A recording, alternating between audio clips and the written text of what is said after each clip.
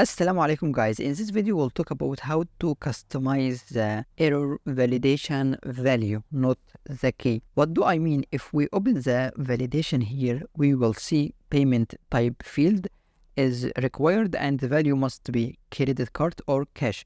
And the card number will be required if the payment type is credit card, as we can see here, right? So if I back and change the payment type to cash, it will be passed without any error.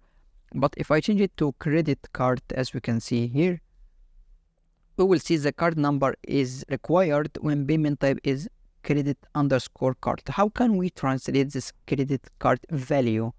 Because this is a value, right? Dynamic value. And also I know this value, it will be cash or credit card. And instead of viewing it like this, let's make it more readable. Or sometimes we can say CC instead of credit card, and I will change it to CC here. And if I back and send request, and here also CC, if the value payment value is CC, we can see here it's not readable, right? To translate it easily or make it more readable easily, we will open the language, and inside validation, in the end of the file, we will define the values key, and it's an array. And I will say for payment type field, for CC value credit card, it will called credit card. And now if I back and check, we will see instead of CC it's credit card.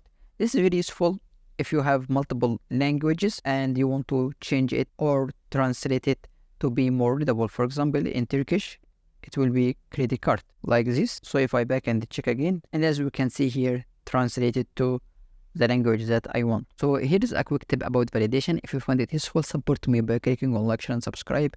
See you in next videos.